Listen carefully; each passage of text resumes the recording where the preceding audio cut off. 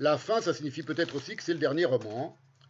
Un roman, ça peut prendre 1 an, 2 ans, 3 ans d'écriture, hein. C'est quand même un long processus. Et c'est un roman sur, évidemment, la fin du monde. Et sur, c'était une possibilité, et là on va arriver au cœur du sujet de ce roman, la fin des Juifs. La fin des Juifs. Tout ça date de 2021, tout ce que je suis en train de vous dire, ce qui se passait dans ma tête.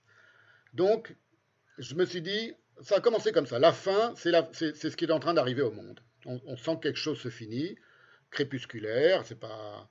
Je me suis dit, il faut que ce soit un roman cauchemardesque, puisque de toute façon, l'époque est cauchemardesque.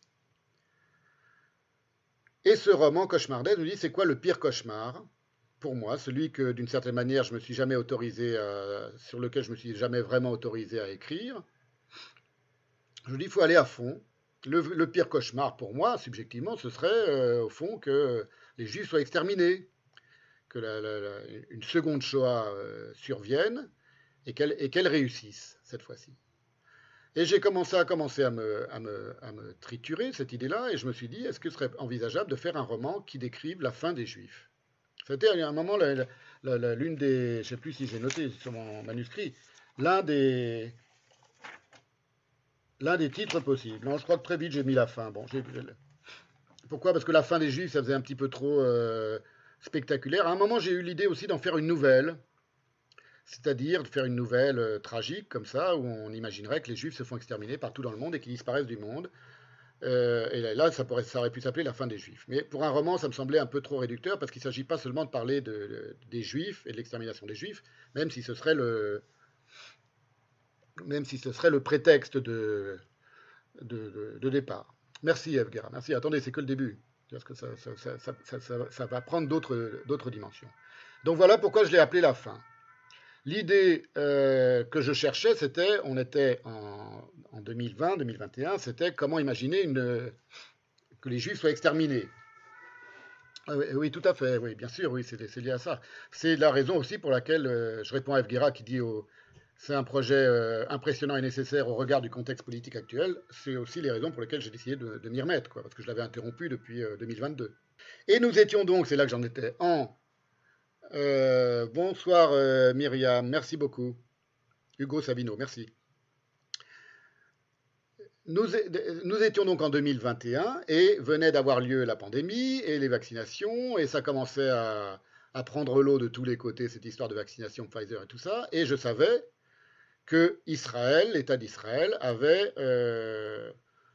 vacciné à fond la caisse Pfizer, avec des gros contrats Pfizer, parmi les premiers pays à se vacciner, et de manière très très très efficace. C'est-à-dire quasiment tous les Israéliens étaient vaccinés. Très peu avaient résisté à la vaccination, très peu avaient contesté la vaccination, et même maintenant, ça devient, c'est beaucoup plus, il y a beaucoup moins de contestations, les effets indésirables, etc. Tout ce qu'on a su depuis, ou ce que certains ont su assez vite, et ce que d'autres commencent à ne plus pouvoir dissimuler maintenant, c'est que c'était un truc un peu périlleux, cette histoire de vaccination Pfizer. Et donc, tous les Israéliens commencent à mourir de la vaccination Pfizer, sur un mode un peu tragico-comique, bizarre, et donc ils tombent comme des mouches. Et donc, la forteresse imprenable qu'est l'État d'Israël, ça c'était en 2021. C'est comme ça que commence mon roman. La forteresse imprenable qu'est l'État d'Israël s'effondre. C'est-à-dire, il n'y a plus de checkpoint, il n'y a plus rien. Et à un moment, il y a un avion F-15 qui survole la bande de Gaza et qui s'effondre, ou en Cisjordanie, je ne sais plus où je l'ai placé, et qui s'effondre parce que le pilote a une crise cardiaque. C'est arrivé dans la réalité que des types aient des crises cardiaques, soit dans le sport, soit, je ne sais plus, dans un avion, mais donc le pilote s'écroule. Donc tous les Israéliens se mettent à mourir des effets secondaires de la vaccination collective, et ils tombent à Gaza, et évidemment les Gazaouis se réunissent, et ils sont fous de joie, ils déchiquettent son cadavre, etc. Et tous les Arabes autour d'Israël, les ennemis d'Israël, donc c'est les Gazaouis, les Cisjordaniens, les Libanais, le Hezbollah, etc., tous ces gens qu'on voit surexcités en ce moment, contre Israël, franchissent les frontières, il n'y a plus personne aux frontières, et envahissent Israël.